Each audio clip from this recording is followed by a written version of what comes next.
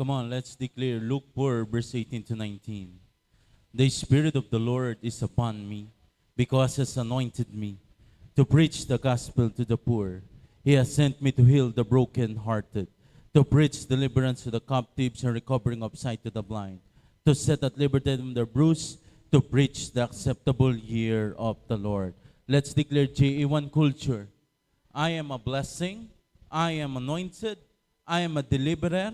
I am a good follower. I don't destroy, I build. I am not seasonal. I appreciate everyone, everything. I am part of something big. I am partnership with Christ. I am not extreme. Tayo po lahat yung ako, pumikit tayo manalangin. Oh Heavenly Father, we worship you, O God. We welcome you. Lord, let your will be done. Ikaw po ang kumilos ngayong oras na ito sa buhay ng bawat isa. Kung meron pa pong hadlang upang hindi po namin maramdaman, maranasan ang iyong salita ngayong oras na ito, patuloy po kami nagpapalinis, nagpapasiyasat sa banal na dugo ng Panginoong Hesus. Patawarin mo po ang bawat isa at ganun din kami nagbibigay ng pagpapatawad sa lahat ng mga tao na nagkasala sa amin. In this place, we declare your glory. Mataas ka, maparangalan ka, at ikaw lamang pong kumilos ngayong oras na ito. Sa iyo po ang pinakamataas sa papurit pagsamba. In Jesus' name, everybody say, Amen and Amen. Praise God. Para ako may echo. Tama? Nag-e-echo. Praise. Praise. Kinabahan ako sabi ko patay. May nasunod ata sa akin. Praise. Praise. Meron pang echo. Meron pa. Ayan, may echo pa, may echo.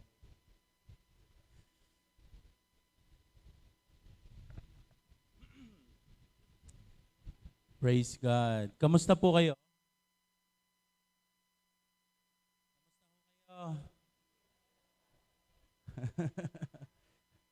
Praise God. By God's grace ay tayo po ay sa pamultiply. Amen po ba? Sabi mo sa'yo nasa kaluwat kanan, tayo sa parami. I'm so excited sa gagawin ng Diyos for the remaining 6 months ng taong ito because I know ay tayo ay bukod sa palamig ng palamig, tayo parami ng parami. Amen? At painit ng painit sa paglilingkod sa Diyos. Amen po ba? Praise God. Still, tuloy pa rin po ang ating project. Actually, we are on the phase 1 ng ating project tungkol po sa air ventilation or pagpapalamig ng simbahan. Our phase 1 po ay makapaglagay muna tayo pansamantala ng mga halaman dito sa loob. Biyaya ng Diyos, kaya meron ho kayo dyan makikita. Next week po, itatanim ang nara, mahogany. Dito po, ginawang gubat. Pero by God's grace po, papagandahin natin, kasama na rin sa mga halaman ang beautification sa loob ng church. Amen po? And also, continuous pa rin po ang ating pledging para po sa ating mga exhaust fan. Amen po? Tuloy pa rin po yan, maglalagay po tayo dyan para yung init dito sa loob, hindi mag-stay sa loob, madala agad doon sa labas. Amen? That is the phase 1 ng ating project. Ang phase 2, additional ventilation. Ang phase 3, mapababa natin itong taas, medyo lagyan natin ito ng kisame. Ang phase 4 ay ang ating aircon. Amen? Sino po excited doon? Yeah, we have a plan para po mas mapalamig ang church. Dahil sabi nga ng iba, Pastor, kahit anong branded ng makeup ko, hindi talaga kinakaya Talagang pinapawisan. Gusto ko naman kayo naka-makeup, naka-jacket dito sa church. Sa biyaya ng Diyos, maraming gagawin ang Panginoon sa ating buhay. Amen po ba? So, are you now ready? Okay. Today, we will talk about serve the Lord. Sabi mo sa'yo, nasa luwat kanan, maglingkod ka sa Panginoon. Romans 12 verse 11, never be lazy, but work hard and serve the Lord enthusiastically. Sa Tagalog, magpakasipag kayo at huwag maging tamad.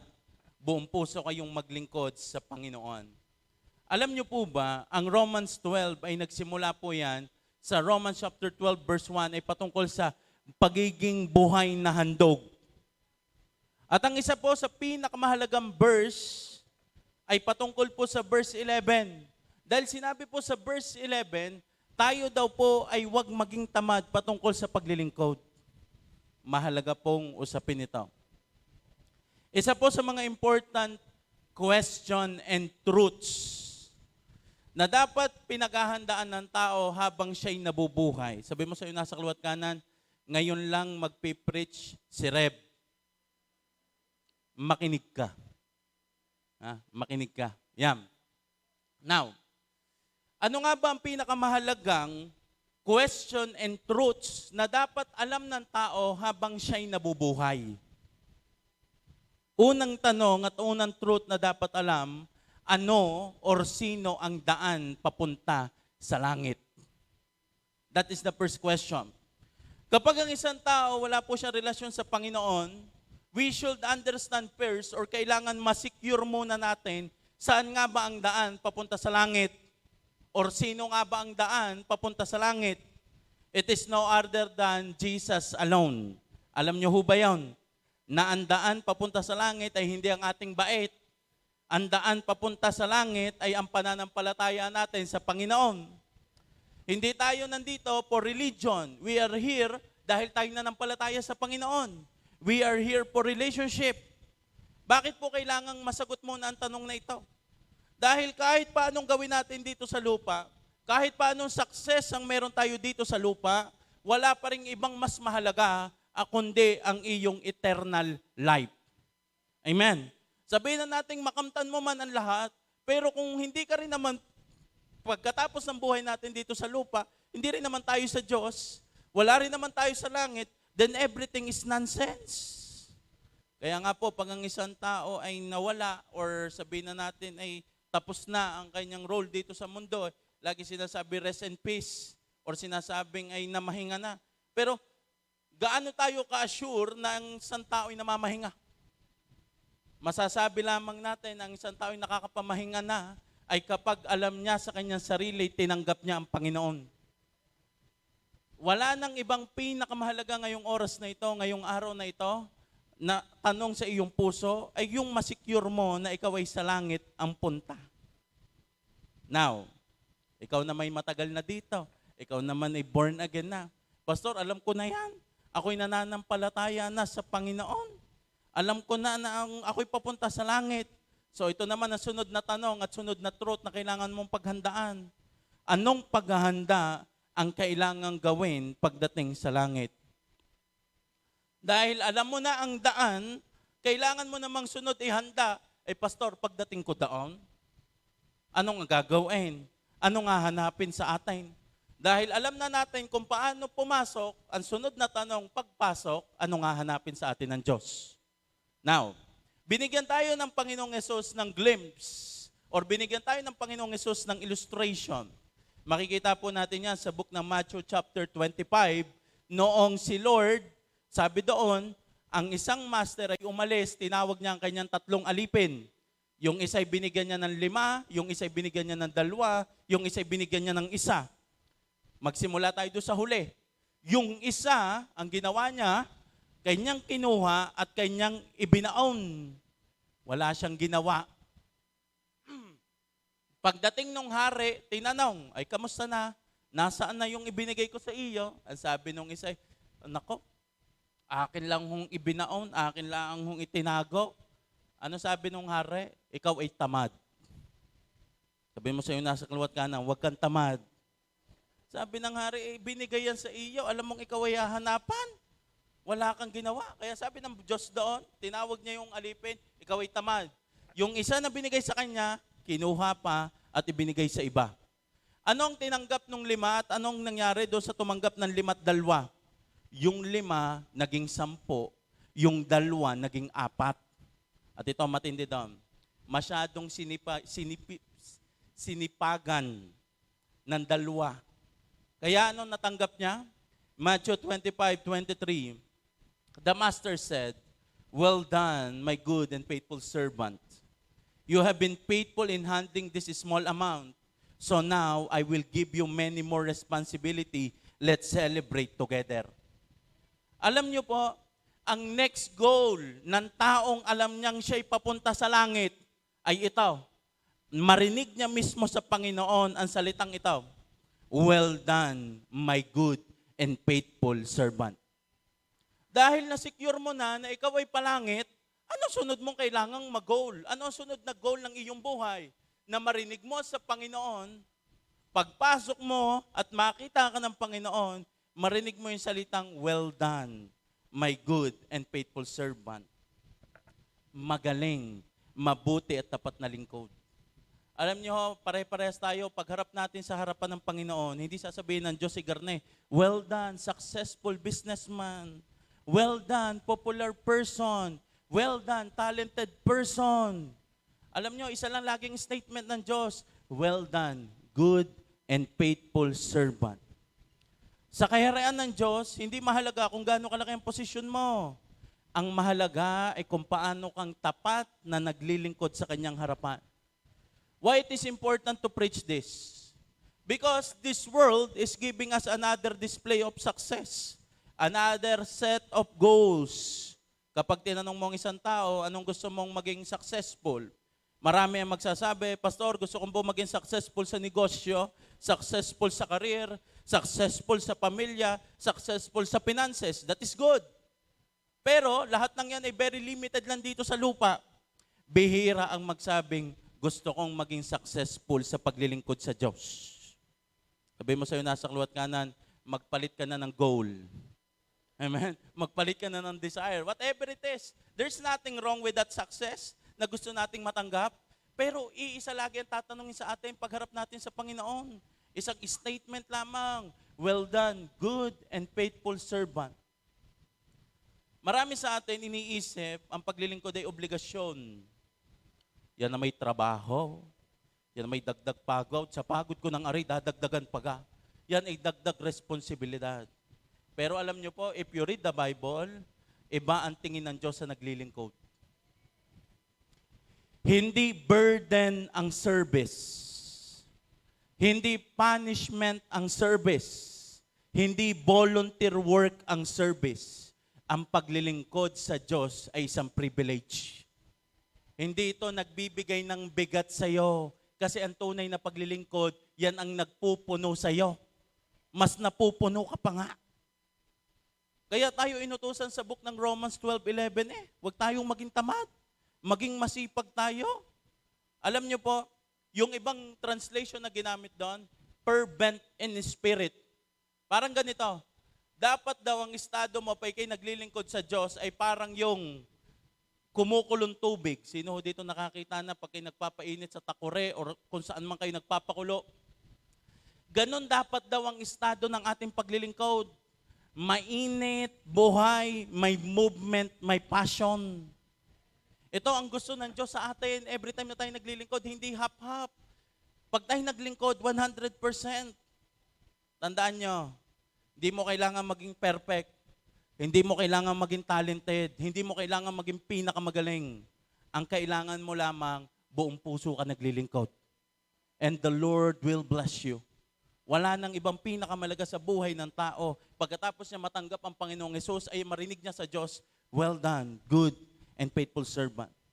So, how to maintain the fire or your service to God? Paano natin mapapanatili ang apoy at ang ating paglilingkod sa Diyos? Number 1, protect the fire. Sabi mo sa'yo nasa kaliwat kanan, ingatan mo ang apoy. Kung gusto mong lagi kang excited maglingkod, yung simula, "Pastor, alam niyo ba dati, nung babago pa lang ako naboborn again, kada buwan, ang start ng service ay alas 9, 8:30, nandito na ako. Pero habang tumatagal, 9:30, on the way pa lang." Sabi mo sa'yo nasa kaliwat kanan, protect the fire. Kailangan ma-maintain ang ganong momentum. Kung gusto mong maging excited ka lagi maglingkod, ingatan mo ang apoy na meron ka.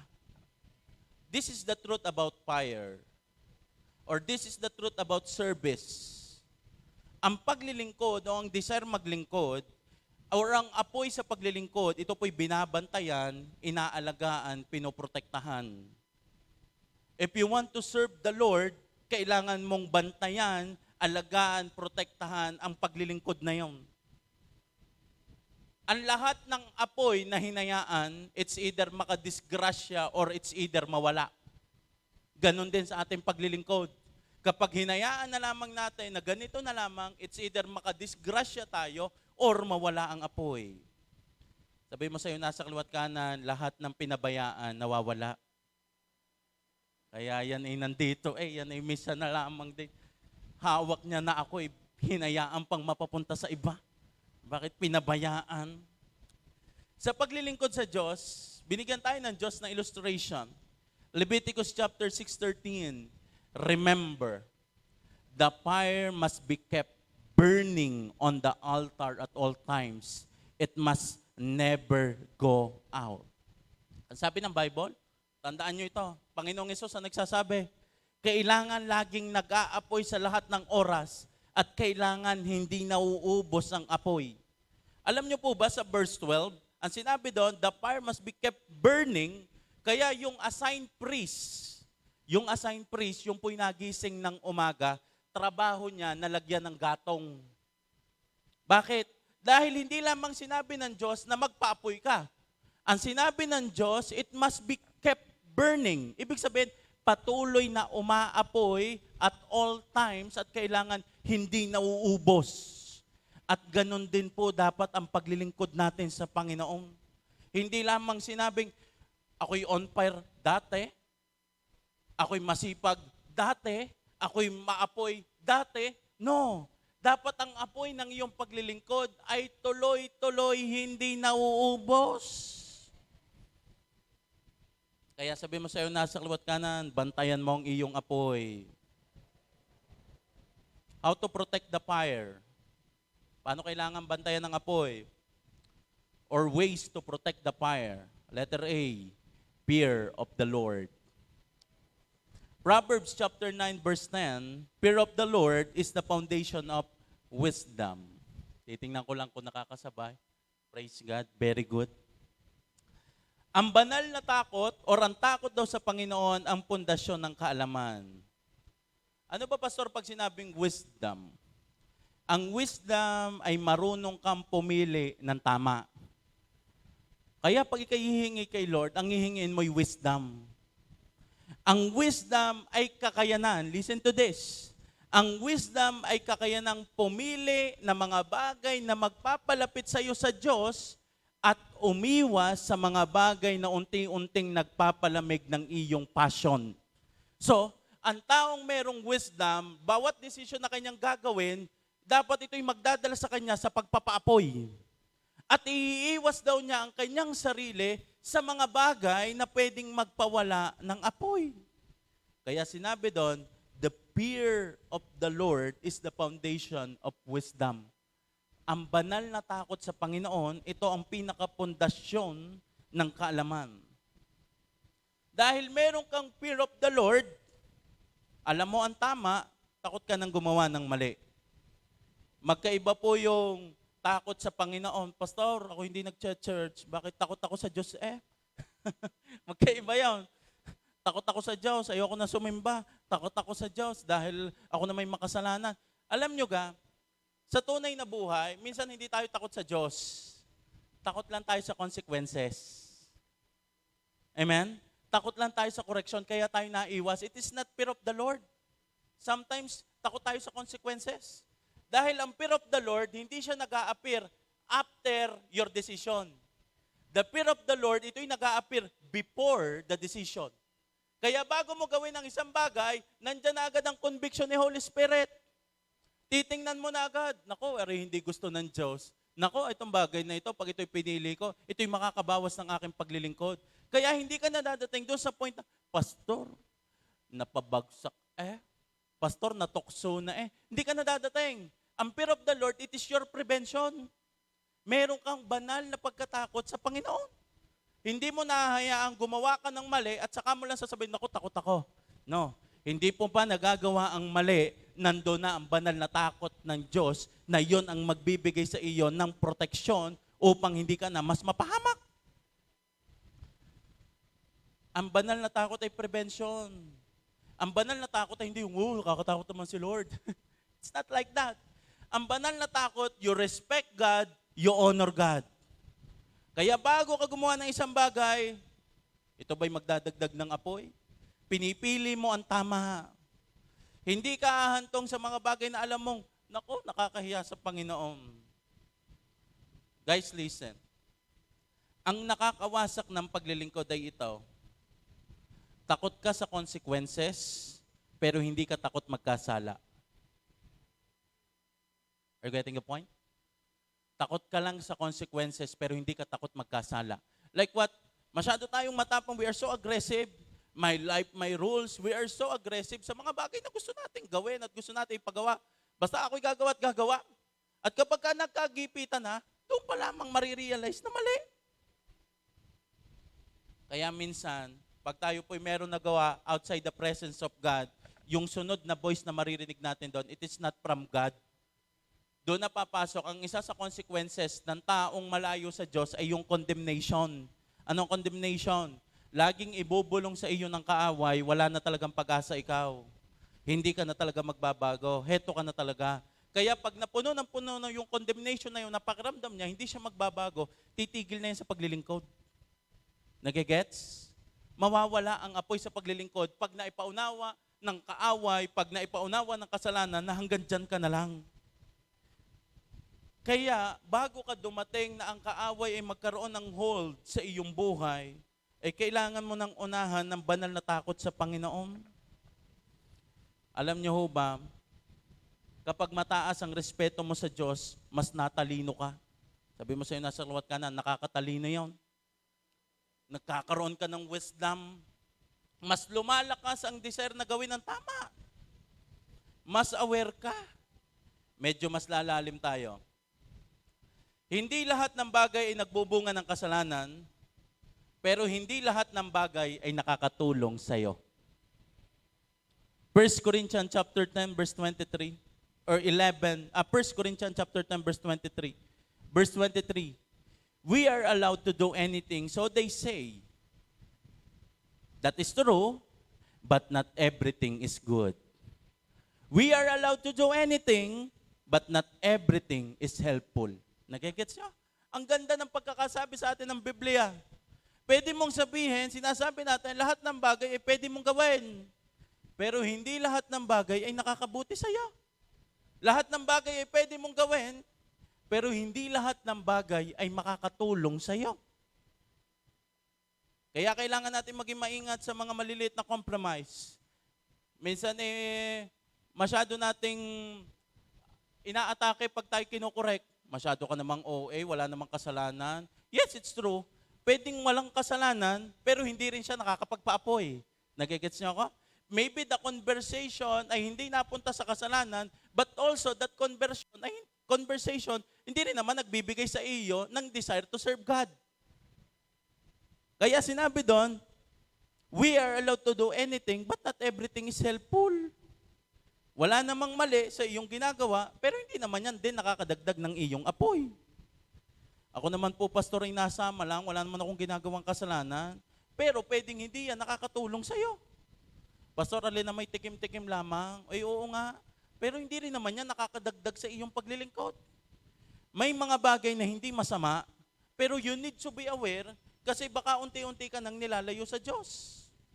Mga conversation, mga influence, mga habits, mga distraction, mga compromise, na hindi naman talaga kasalanan, pero the problem is this, hindi naman nakakadagdag sa'yo. Nagigets nyo? Mobile games. Pastor, wala namang kasalanan dito sa worms. Wala namang kasalanan sa mga larong ito.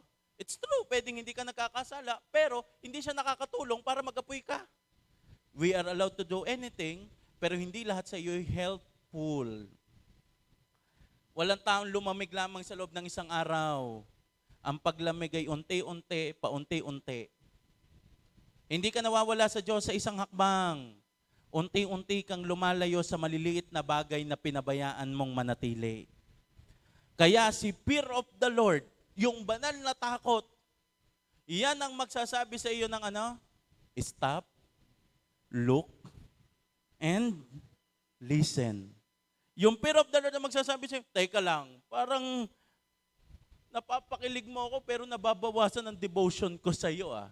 Na Napapakilig mo ako pero nababawasan ang prayer time ko sa iyo Napapakilig mo ako kaso parang hindi na ako nakakapag-A-group sa iyo Si fear of the Lord ang magsasabi sa iyo na piliin mo ang tama, piliin mo ang Diyos. Si fear of the Lord ang magsasabi sa iyo, look, hindi yan maganda sa iyo. May magsasabi sa iyo, ang fear of the Lord magsasabi, merong inihanda ang Diyos, anak, don't compromise. Huwag mo hayaan na hanggang dyan na lamang, may inihanda ang Diyos. Si fear of the Lord ang magsasabi sa iyo, listen, there are boys, may mga leaders, may mga taong ginagamit sa iyo ang Diyos para sabihin sa iyo na mali yan. Kaya sabihin mo sa iyo, nasa kaliwat kanan, protect the fire. Sabi ni sa pastor, talagang ako'y takot na takot sa Diyos. Hindi na ako nag-pray, hindi na ako nag-devotion, hindi na ako nag-church, ako'y nagpakalayo-layo na. And ako'y takot na takot sa Diyos. Hindi, ang banal na takot sa Diyos, yan ang maglalapit sa iyo sa Panginoon. Amen? If you respect the Lord, kung meron kang banal na pagkatakot sa Panginoon, hindi ka mawawala sa paglilingkod. The fire is always there. Letter B, invest in the fire. Kung kanina magkaroon ka ng banal na takot, ngayon naman, gastusan mo ang iyong pagpapaapoy. Gastusan mo ang iyong paglilingkod. Ang lahat ng bagay ay lumago dahil may nag-invest. Amen?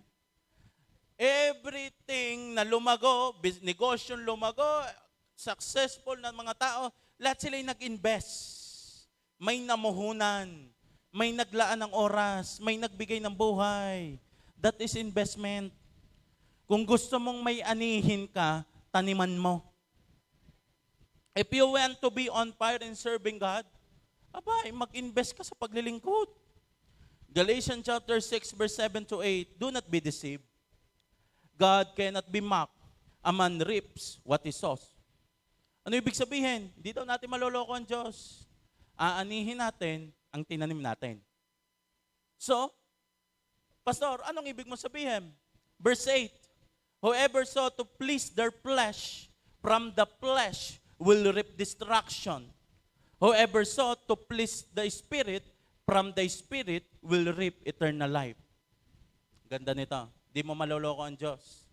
Kung anong tinanim mo, siyang iyong aanihin. Kaya sabi ng Bible, kapag ikaw ay nag-invest, whoever saw, o ibig sabihin, ikaw na nagtanim to please their flesh. Ibig sabihin, yung tinanim mo ay laging patungkol lamang sa iyong sarili, patungkol sa gusto ng iyong laman, then, ang aanihin mo ay distraction.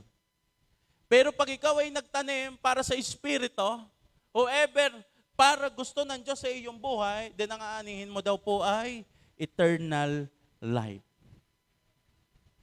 Tanungin mo nga nasa kaliwat kanan mo, anong harvest ang gusto mo? Ba? Anong bunga ang gusto mo? Distraction o eternal life? Pastor, pwede kang ipid ko ang aking flesh pero ang bungay eternal life. Pwede ka, Pastor, piliin ko muna ang gusto ng aking laman, ang bungay eternal life. No, sabi na ng Bible, hindi natin maloloko ang Diyos. Hindi natin maloloko ang Diyos. Ang magiging bunga ng iyong bukas ay depende kung saan ka naglalaan ng oras ngayon. Sabihin mo sa iyo nasa kaliwat kanan, aani ka.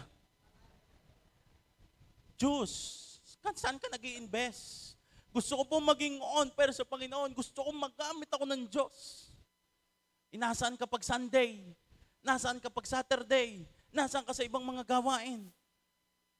Pwede po ba, Pastor, pagkagising ko, yung katawan ko, ikusa na lang pupunta sa church at maglilingkod sa Panginoon? No. Kailangan mo mag-invest dyan. Bibigyan kita ng medyo hard truth.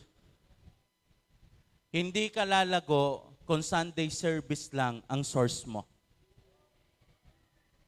Aray mo. Hindi ka lalago. Pastor, masaya na ako, Sunday service na. It's okay.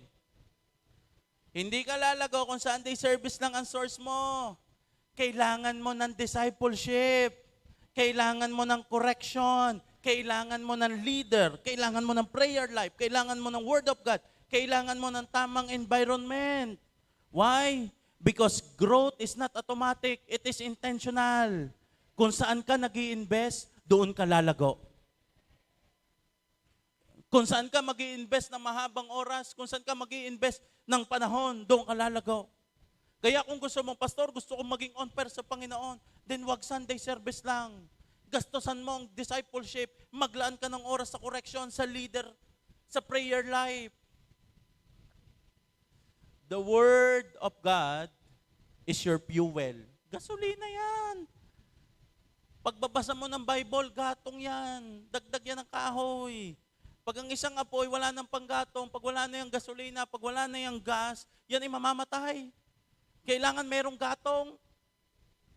The Word of God is your fuel. Kaya invest in your devotion. Bumili ka ng Bible, bumili ka ng notebook. Pastor, gagastos. Ganun talaga.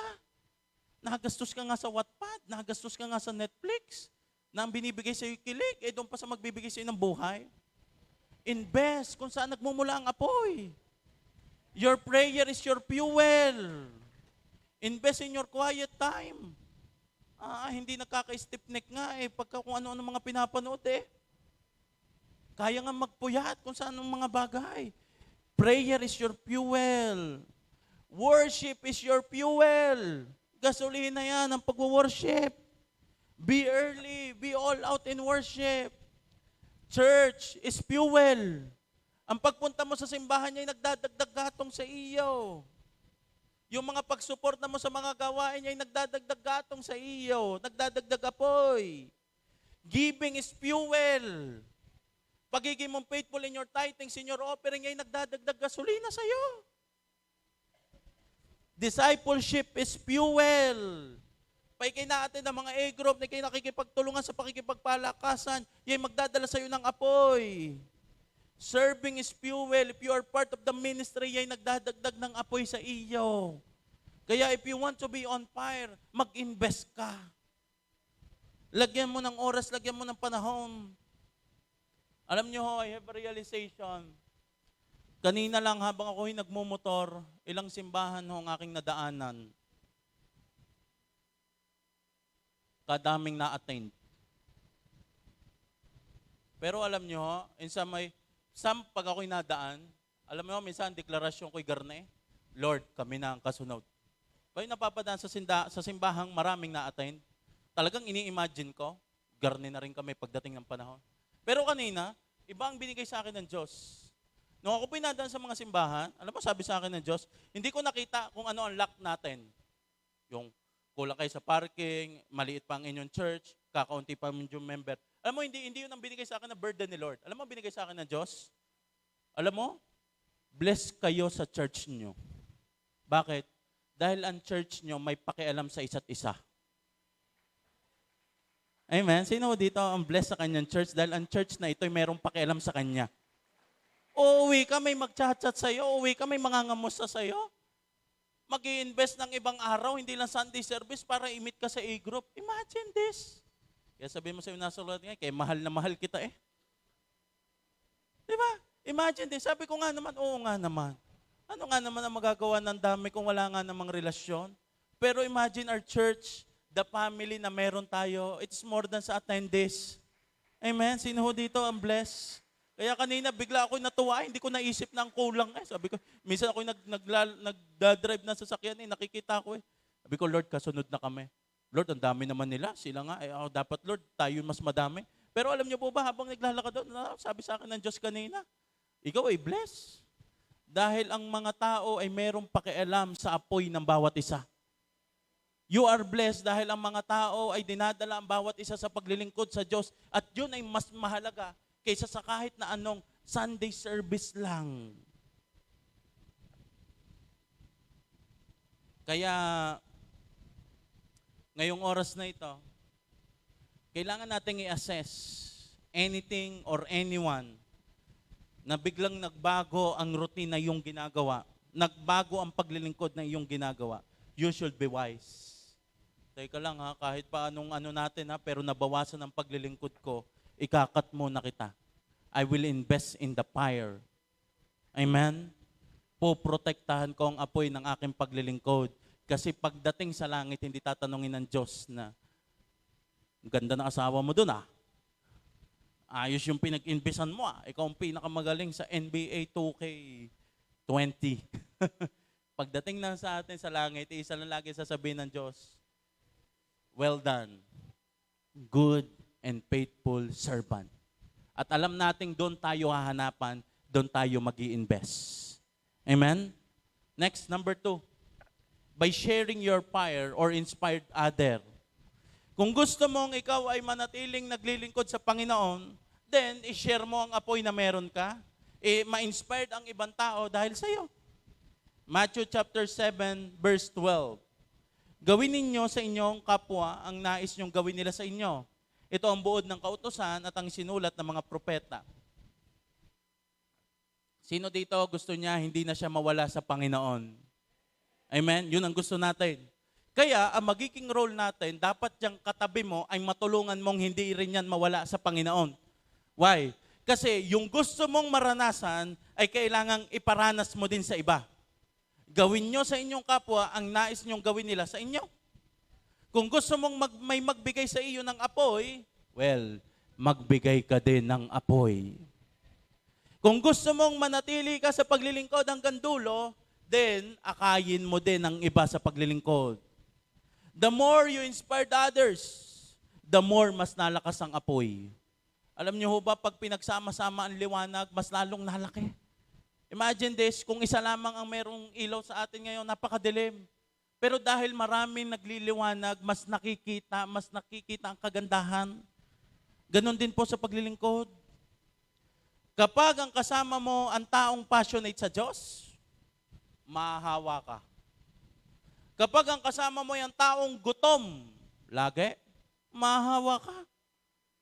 Ako dati hindi pala kape sa tunay na buhay. Dati kaya hindi ko namamalayan ang pinagkaiba ng Spanish latte, ng iba. Wala sa akin yun. Parang sa akin, isa ang lasa ng kape.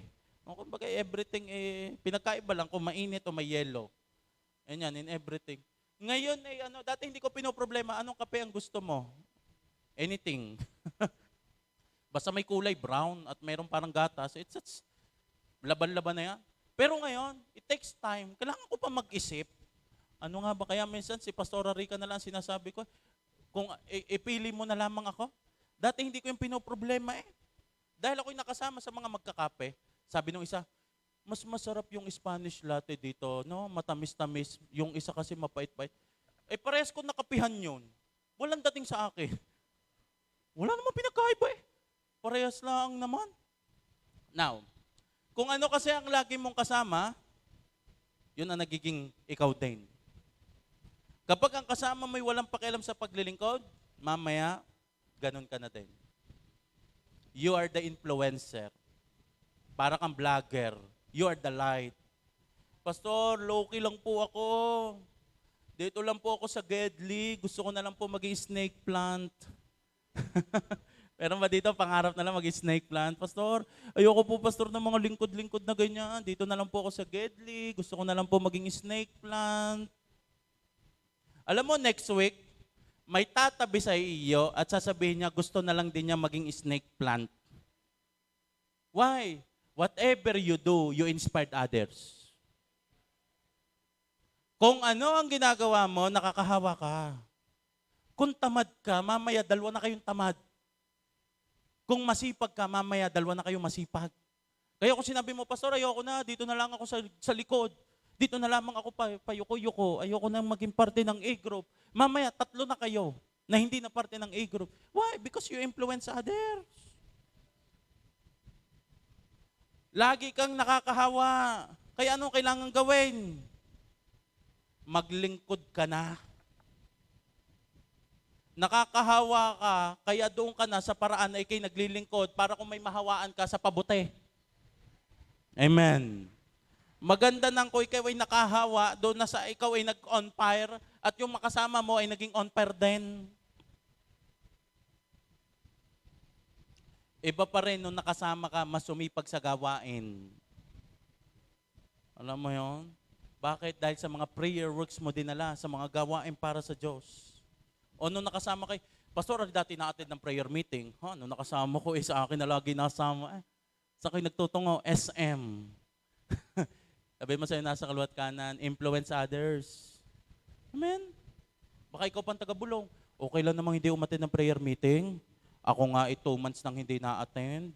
Sa una ka lang makukonsensya, pero pag mga naka 3 weeks, di ka na, okay lang yan. You influence others. Kung gusto mong mag-apoy ka sa paglilingkod, dapat ang bukang bibig mo lagi paglilingkod din. Nung nakasama ka, dapat mas na-encourage. Nung nakasama ka, dapat mas naging on fire. That's the goal. O guys, magkape tayo. Talagang dinala mo pa sa pinakaduluduluhan ng Coffee Manila. Dinala mo pa kung saan sa pinakaduluduluhan. Alam niyo po ba, the goal of every conversation, ito. Pag meron akong kasama, sisiguraduhin ko, pagkatapos ng usapan, ito'y maglilingkod sa Diyos. Sisiguraduhin ko, pagkatapos ng aming usapan, ito'y laging masaapoy sa Panginoon.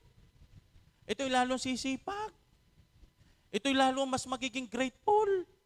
Hindi nung una na-appreciate ko talaga ang church. Na-appreciate ko ang mga tao sa church. Nung nakasama kay, oo nga no, mga plastic. Sabi mo sa'yo, nasa kaliwat kanan, ingat-ingat. Dapat ang goal mo nung nakasama ka na in love siya sa Diyos. Mas maganda nung dumating sa iyong mahina, umuwing malakas at na-restore. Nung nakasama ka, napakalakas-lakas niyan Nagdi-devotion pa yan Nung huling po usap ninyo, yan na-attend pa ng gawain Nung huling usap ninyo yan, very on fire pa kay Lord Nung ikay nakasama mas nag-on fire. Amen? Sabi mo sa'yo, nasa klot ka ng buti na lang sa akin ka sumama. Diba, maganda yung pag ikaw ang nakatabi, nadadala mo'y apoy, hindi ka tagapatay ng apoy. Kasi the more na isineshare mo ang apoy na meron ka, mas pinapalaki ng Diyos ang apoy na yon. Paano ka mamamatay? Ikaw nga ang source ng apoy. Paano ka mawawala sa paglilingkod? Ang bukang bibig mo nga'y paglilingkod. Gusto mong mawala sa paglilingkod? Then, mandamay ka ng iba. At sasabihin ko sa iyo, lalaki rin yun. This is your goal. Hebrews chapter 3 verse 12. Mga kapatid, ingatan ninyong huwag maging masama ang sino man sa inyo at mawalan ng pananampalataya hanggang sa kanyang talikuran ng Diyos na buhay. Alam niyo ho ba, ito ho ay assignment sa atin ng Diyos. It is not lang sinabi lamang sa Bible, kung hindi ito'y reminder sa ating mga magkakasama sa simbahan. Kaya nga sinabi mga kapatid, tayo magkaka-churchmate. The goal ay ingatan natin ang bawat isa na walang mawalan ng pananampalataya at huwag tumalikod sa Diyos. Kaya pag yung katabi mo, ang goal mo din diyan ay hindi dapat ito mawala sa Diyos. Why? Obligasyon ko ito Huwag itong mapasama kung hindi ito'y mapabuti.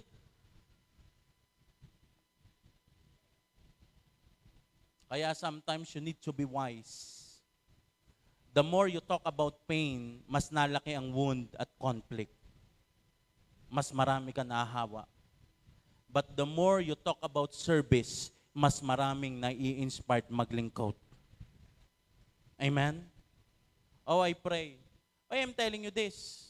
Sa dami ko na nakausap, sa dami ko nang nakita na ganun ang nangyari, nagkahawaan na. Sabi ko nga, kung meron ka mang ihahawa, ay yun ang nadala mo na sila sa paglilingkod. I pray magkaroon tayo ng heart sa bawat isa sa atin na kapag ito'y kasama ko, ito'y talaga'y makapaglingkod. Hindi lang yung releasean ko ng sama ng loob.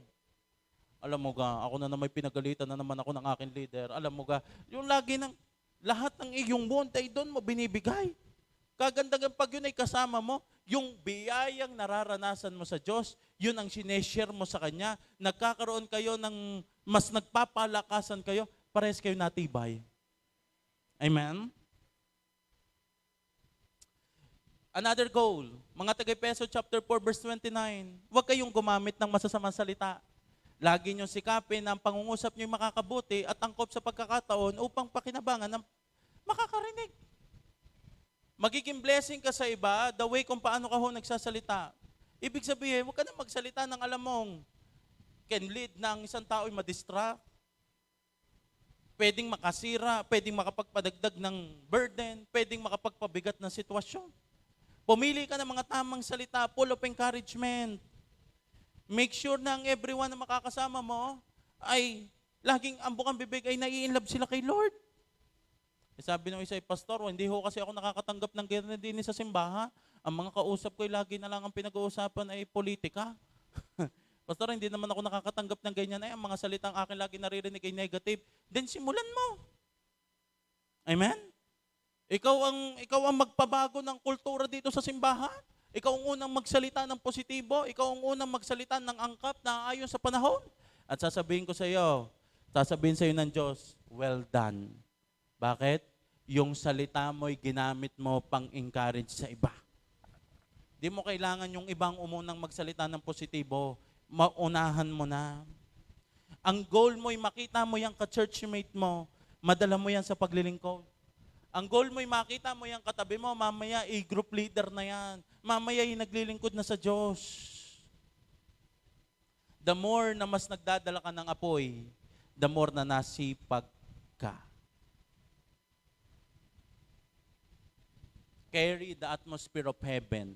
Yung alam mong, pag ikaw ay dumating, alam nilang galing ka sa Diyos. Tingnan mo nga yung iyong katabi. Yan ba'y mukhang galing sa Diyos?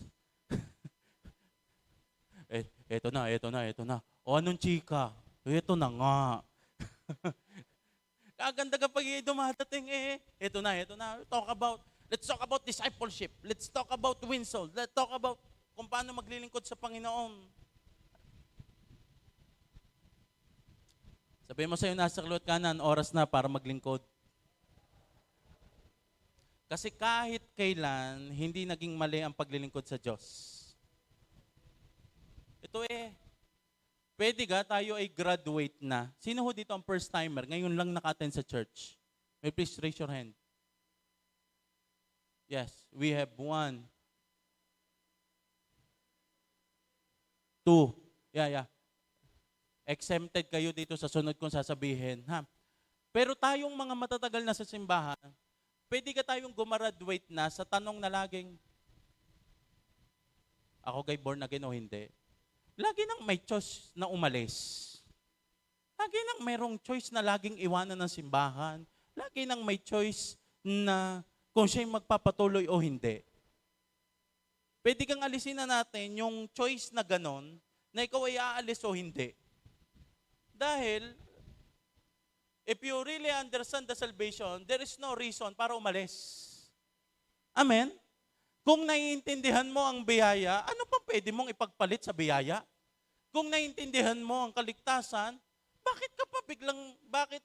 anong mas malaking pain kaysa sa biyayang tinanggap mo sa Panginoon? Anong pinakamagandang kayang i-offer ng mundong ito na hindi kayang tumbasan ng salvation na binigay ng Diyos? Juan 17:13, ito ang buhay na walang hanggan. Ibig sabihin, ito ang pinakamahalaga. Ito ang pinaka-eternal. Wala nang mas mataas dito. Ang makilala ka nila, ang iisa at tunay na Diyos at makilala si Jesucristo na iyong isinugo. Ibig sabihin, ang unang pinaka-goal ng tao ay makilala nila ang Diyos. Ito ang eternal. Ito ang pambuhay na walang hanggan. Ibig sabihin, guys, nung makilala mo ang Diyos, wala nang ibang pinakamahalaga. Kaya dapat wala nang ibang option. Hello? Dapat wala nang, ayoko na sa Panginoon. Ayoko na sa Panginoon. Move on ka na sa ganun tanong kung ikaw ba'y sa Diyos o hindi. You receive the salvation automatic. Alam mo sa iyong sarili, sa Diyos ka na lamang lagi. Hindi na yung konting-konti na lang. Aalis na ako sa Panginoon. Nakuha mo na nga ang Diyos Nakuha mo na nga ang salvation nasa iyo na nga ang pinakamahalaga. Bakit ka laging ang choice ay iwan si Lord? Bakit ka laging ang choice ay mawala sa Panginoon? Sabi nga ng A-group na Jilo sila na always Team Jesus. Amen? Sino ho dito? Team Jesus din siya. Amen? It doesn't matter, Lord, ano man pinagdadaan ko, ano man sitwasyon ko, hindi ako aalis. Dahil nakuha ko na ang pinakamahalaga. Ang makilala ang iisa tunay na Diyos at makilala ang Panginoong Hesus. You already received the salvation. There is no other reason para kayo mawala, para kayo umalis. Wala nang mas mahalaga. Tinanggap mo ang Panginoon, ang natanggap mo'y buhay. Kaya pupunta na tayo sa next stage. Hindi na ano kang kayang ibigay sa akin ng Diyos. Tinanggap mo na nga ang Diyos eh. Buhay na nga ang tinanggap mo eh. Hindi na ang tanong, ano ang kayang ibigay sa'yo ng Diyos? The second level ng iyong pag-stay sa simbahan ay ano na ang kaya mong ibigay sa Panginoon.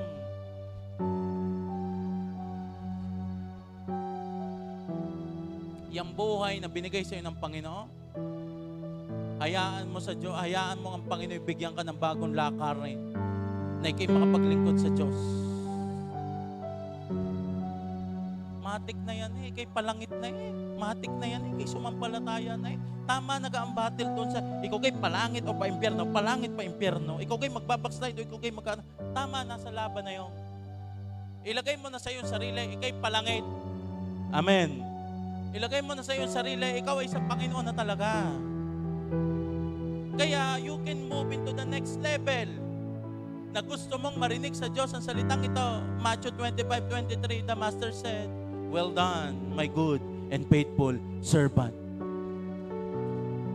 Tapos ka na sa stage ng hilahan, kung ikay sa langit o sa impyerno. Alam mong ikay nasa langit, kaya isa na lamang ang goal mo.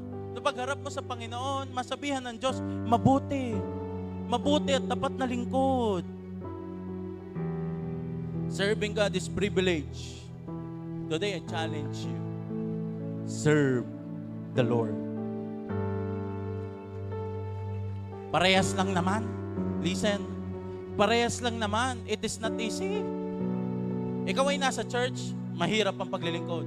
Umalis ka sa church, mahirap pa din ang buhay. Wherever you are, the struggle is there. Eh di piliin mo na kung nasaan ang Diyos. Piliin mo na maglingkod sa Panginoon. Serving God is not easy, pero may pangakong sasamahan ka niya. Serving God is not easy dahil sinabi ng Diyos tayo dadaan sa apoy, pero sinabi ng Diyos pagdaan mo sa apoy, kasama ka niya. Serving God is not easy, pero lagi itong worth it. Lagi itong worth it. I know we have a lot of doubt. What if? Kaya minsan hesitant tayo maglingkod ng all out. Sometimes takot tayong maglingkod sa Diyos dahil ang thinking natin pag naglingkod tayo sa Diyos, maraming kailangang isuko, maraming kailangang bitawan. Itong katotohanan, tunay. Tunay na maraming kailangang bitawan at isuko. Pero kaya ang Diyos ay nag-aalis, hindi para sabihin or para iwan kang nakahang. May aalisin talaga ang Diyos kasi meron siyang papalitan. Uulitin ko, hindi ko, parang ganito, hindi lang yan, inalis siyang electric pan na yan at sasabihin, hayaan ng walang electric pan dyan. Hindi ganun ang paglilingkod sa Diyos. Kaya ang Diyos ay merong inalis kasi merong papalitan. At yung papalitan, mas matindi. Kaya if you serve God, kung alam mo lamang na laging mas matindi ang ipapalit ng Diyos, alam mo lagi mong sasabihin, sige Lord, kunin mo na lahat. Si Leonard ay merong crash. Nadala ako. Si Leonard ay merong motor. Ay kung sabihin ko kay Leonard, amin ang motor mo, papalitan ko yan ng Honda Civic. Brand new year model 2025. Sasabihin ko sa iyo, si Leonard, ipupultang pa yun. At talagang yan ay masayang ibibigay ang motor. Why? Kasi alam niya laging mas malaki ang kapalit. At sasabihin ko sa iyo, hindi mo matatalo ang Diyos sa bigayan. Pag ikaw ay naglilingkod sa Panginoon, laging mas malaki ang bigay ng Diyos. Doon na nga lang sa tithes. 10% lang ang sa iyo. Ang kapalit ay bubuksan ng durungawan ng langit, ibubusan masaganang pagpapala, hahadlangan ng lahat ng salo, tatawagin ng lahat ng bansa na ikipinagpala. Doon na lamang saan?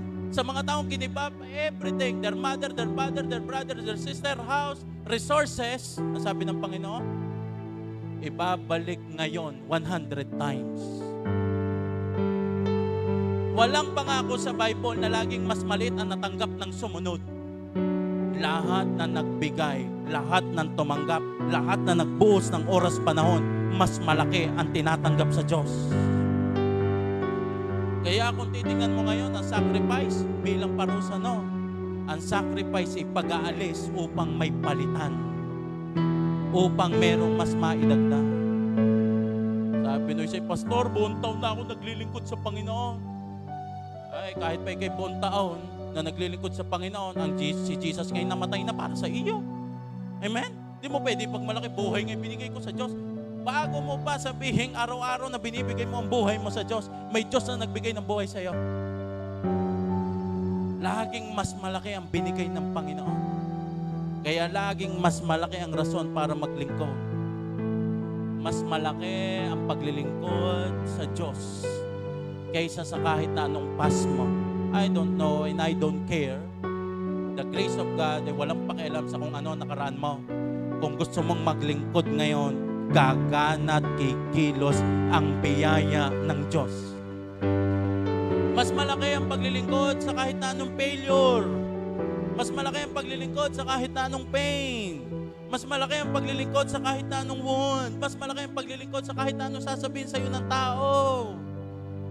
Mas malaki ang paglilingkod sa kahit na anong pwede mong ipagmalaki na mas importante sa Diyos.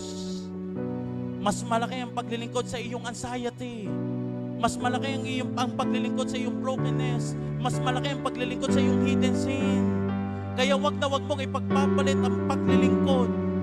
Wag na wag mong ipagpapalit na meron kang kayang gawin sa harapan ng Panginoon. I will end with this verse. Matthew 6:25. Ang naghahangad na maligtas ang kanyang buhay, mawawalan nito.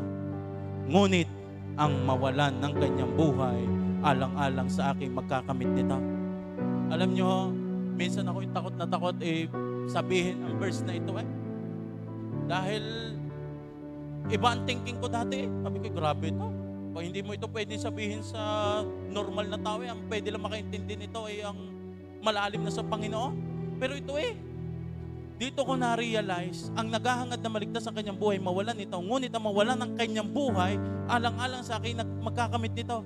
Hindi ito pagkokontrol, hindi ito pananakot. Ito'y pagmamahal ng Panginoon. Yung ibigay sa iyo ang katotohanan. Bakit? Ang Diyos ang lumikha, binigay na sa atin ang pinakasusi. Isa lang naman hinahanap mo buhay. Isa lang ang hinahanap mo, buhay. At binigyan na tayo ng Diyos ng paraan, binigyan na tayo ng Diyos ng susi para makamtan ang buhay na yan. Kung gusto mo magkaroon ng buhay, ialay mo ang iyong buhay sa Diyos. Nakadesign ka para sa Panginoon. Uulitin ko, ang verse na yan ay hindi pagkokontrol, hindi pananakot. Ang verse na yan ay pagmamahal. Yung pagsunod sa iyong sarili ang pwede pang magpahamak sa iyo. Pero yung mawala everything para lang masunod ang kalooban ng Diyos, yun ang tunay na magpupuno sa iyo. Gamitin mo ang iyong buhay for His kingdom, for His glory. At sasabihin ko sa iyo, hindi sayang. Hindi nawala. Hindi parang walang nangyari. Lahat ng ginagawa mong paglilingkod sa Diyos, may kapalit yan. Tapikin mo yung nasa kaliwat kanan, sabi mo, hindi sayang ang effort mo. Tapikin mo ng mas malakas, sabi mo, hindi sayang ang paglilingkod mo. The more na gumagawa ka sa Panginoon, mas nararanasan mo ang tunay na buhay. Imagine if you are so focused lamang sa iyong sarili, ramdam mo ang pain na meron ka. Mag-alaga ka, wala ka ng oras para isipin ang sarili mo. Magmahal ka ng ibang tao na pinapamahal sa iyo ng Diyos. Mamaya, hindi mo na naiisip ang problema mo. Why? Lord, ikaw na bahala sa problema ko. Ang anak ko, ang pinagkatiwala mo sa akin, itong tunay na may problema. Kaya kapag wala kang pinagkakaabalahan, you're so focused in yourself. Ang daming kulang, ang daming ganito, ang daming ganyan. Pero pag meron kang ginagawang paglilingkod, ang nagputunay, nagpupuno sa iyo, paglilingkod. Kaya sabi mo sa iyo, nasa luwat ka na maglingkod ka. Please stand.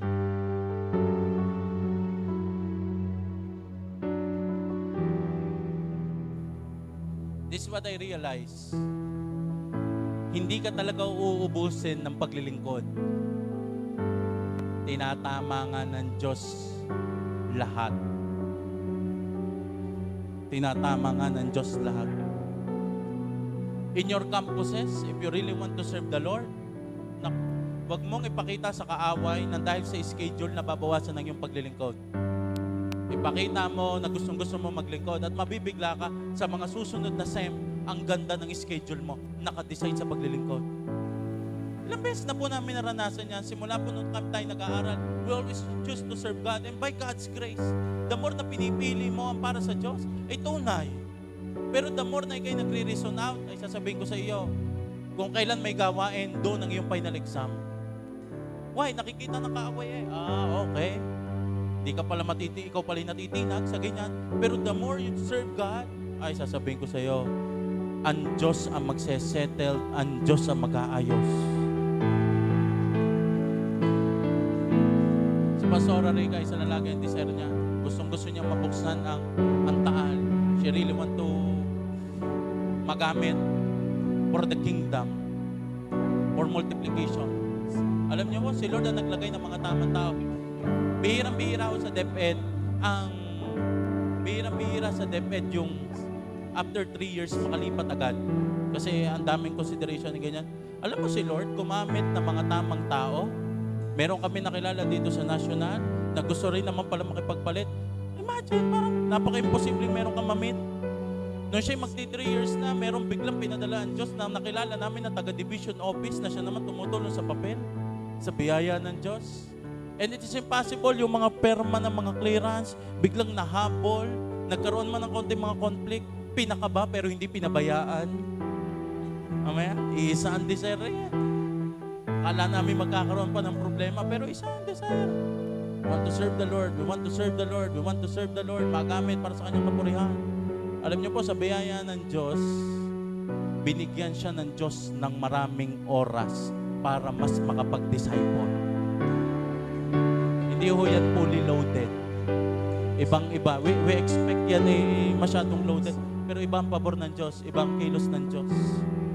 Yung mga leaders natin na nandito sa church, si Nawela, ang gaganda ng schedule. Alam niyo kung bakit? Nakadesign sa paglilingkod. Kayang pakialaman ni Lord ang sitwasyon, ang schedule mo. Bakit? Dahil hindi schedule lang yan. Kaya yang baguhin ng Diyos for His kingdom. Huwag kang matakot to give up anything, everything para sa paglilingkod. Hindi ka lugi. Yan ang tunay na magpupuno sa iyo. May please close your eyes and you just sing this song.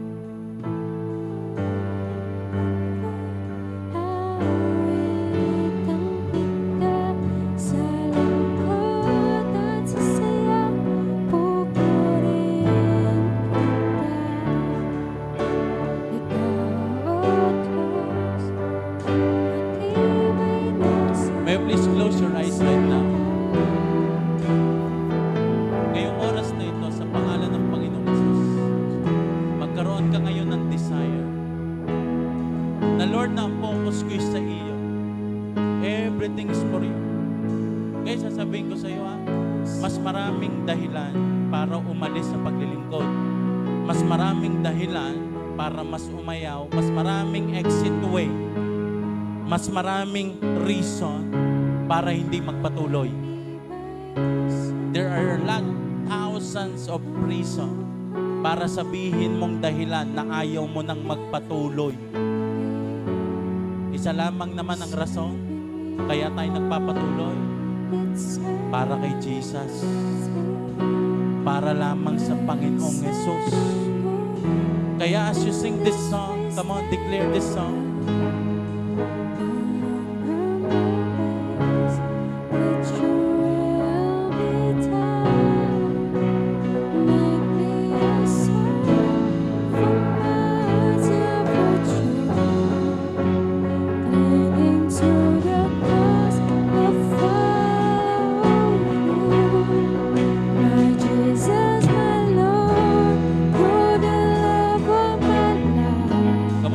This song. Pag-pray mo kay Lord na this is the desire ng iyong puso.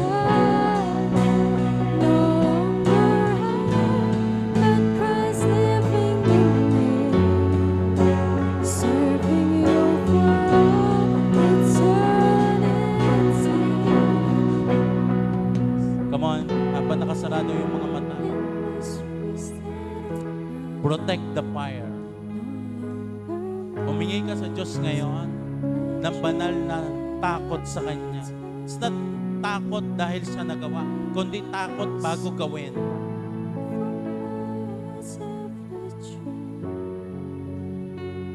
Humingi ka ngayon sa biyaya ng Diyos. Think about, I know the Holy Spirit ay nagtuturo sa iyo ngayong oras na ito. Anak, dito ka mag-invest.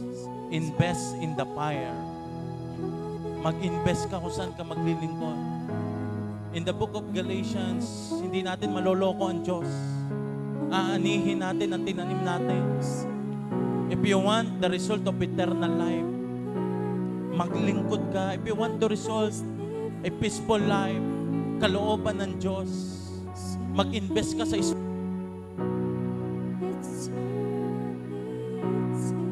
and inspired others. Be a good influencer.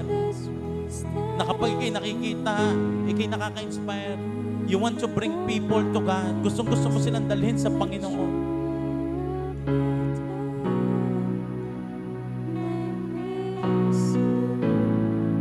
Tapos na ang tanong kung ikaw ay palangit dahil tinanggap mo na ang Diyos at ikay nanampalataya na sa Kanya. Ito na ang sunod na tanong at ito na ang sunod na goal. Na marinig mo ang Diyos.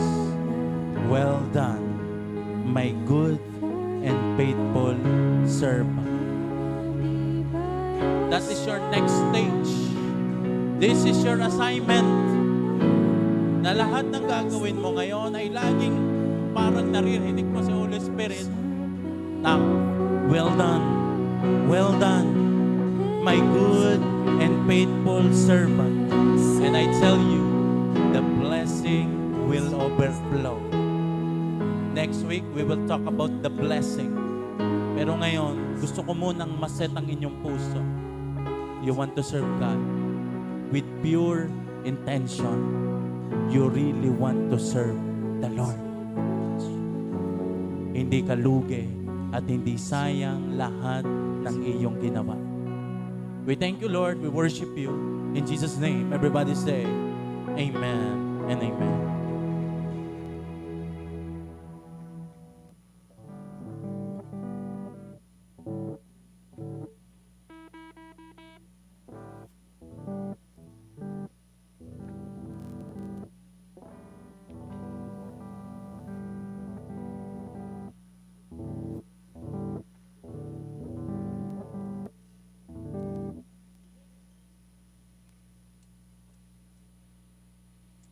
Praise.